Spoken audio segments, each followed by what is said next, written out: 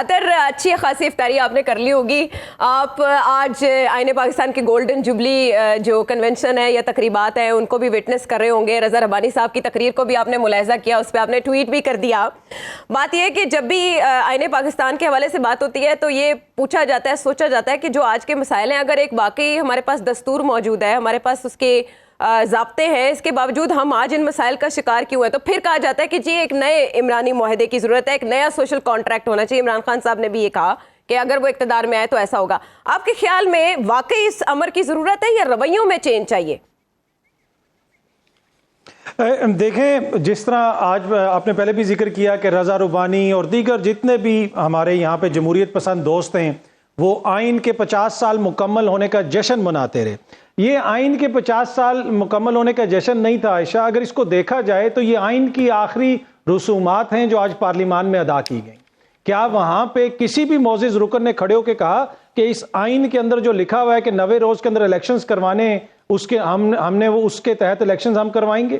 پھر رضا ربانی صاحب نے وہاں پہ فرمایا کہ جناب آئین کی کوئی یادگار بھی بنائی جائے گی ڈی چوک پہ. بھائی آئین کی آپ نے تو آئین کو ویسے ہی دفن کر دیا, وہاں پہ اب آئین کی ایک قبر بنا دیں اور اس کے اوپر تختی لگا دیں کہ یہ آئین کی قبر ہے. آئین کے ساتھ آپ کر رہے کیا ہیں؟ اور سب سے بڑی سہولت کاری اس کے اندر پاکستان پیپلز پارٹی کر رہی ہے کہ آپ سب کچھ کرنے کے لیے تیار ہیں. آپ پارلیمان کے اندر معزز جج صاحبان کو بلا کے عدلیہ کو کنٹروورشل کر رہے ہیں. آپ تو ریاست کے ایک طرح سے جو اس کے ستونز ہیں ان کو کھوکھلا کر رہے ہیں.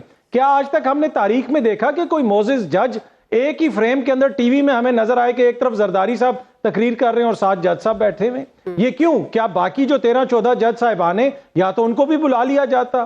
آپ کیا پیغام دے رہے ہیں؟ اگر یہ واقعی صرف اس لحاظ سے غیر سیاسی تقریب تھی تو دیگر معزز جج صاحبان بھی یہاں پہ ہوتے تو ٹھیک ہے, اور وہاں پہ اگر کوئی سیاسی تقریر نہ ہوتی پھر بھی ٹھیک تھا.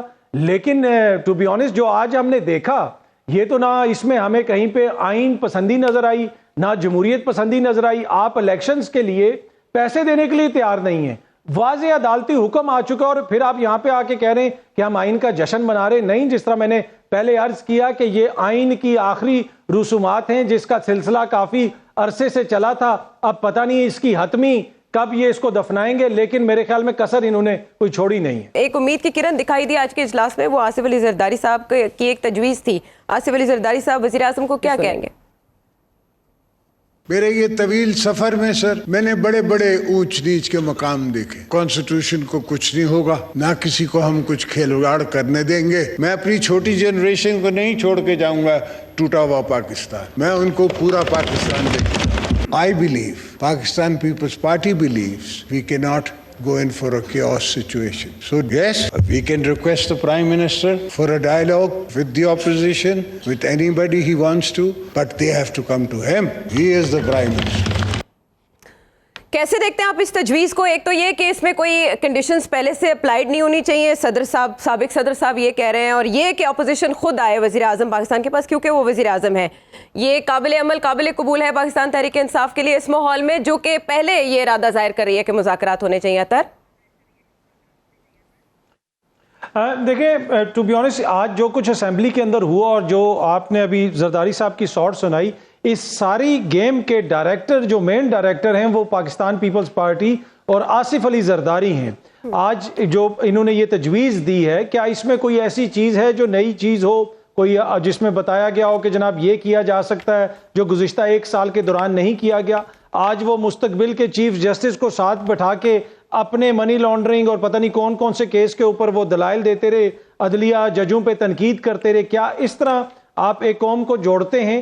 دیکھیں, وہاں پہ تو جس قسم کی تقاریر کی گئیں, جس قسم کا ماحول تھا, نہ یہ اس وقت نمائندہ پارلیمان ہے جس میں 40-50% عوام کا تو نمائندہ ہی وہاں پہ نہیں ہے. دوسری بات یہ ہے کہ حکومتی جو اراکین ہیں وہ معزز چیف جسٹس صاحب کے حوالے سے کیا زبان استعمال کر رہے ہیں.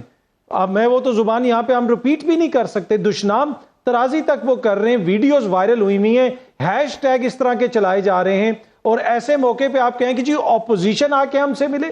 یہاں پہ کوئی اپوزیشن کا بحران نہیں ہے, یہاں پہ کسی نیشنل ڈائیلاگ کی ضرورت نہیں ہے, یہاں پہ سب کچھ موجود ہے. مسئلہ یہ ہے جو عوام کو سمجھنے کی ضرورت ہے کہ اس وقت آصف علی زرداری صاحب اپنے بیٹے کا اقتدار بچانے کے لیے, اپنی آنے والی نسلوں کے اقتدار بچانے کے لیے آئین کو داؤ پہ لگا رہے ہیں اور وہ یہ کہہ رہے ہیں کہ آئین کے اندر جو واضح طور پہ لکھا ہوا ہے کہ انتخابات ہونے 90 روز میں، وہ ہم نے نہیں کروانے، جاؤ کر لو جو کرنا ہے. تو یہ بنیادی طور پہ آج آئین کو وہاں پہ منہ چڑھایا گیا، ریاست کو منہ چڑھایا گیا، اور جو پاکستان کی عوام ہے، کروڑوں عوام جن کا ووٹ کا رائٹ ان لوگوں نے روک کے رکھا ہوا ہے، ان سب کو منہ چڑھایا، اور یہ سب کچھ ہوا جمہوریت کے نام پہ.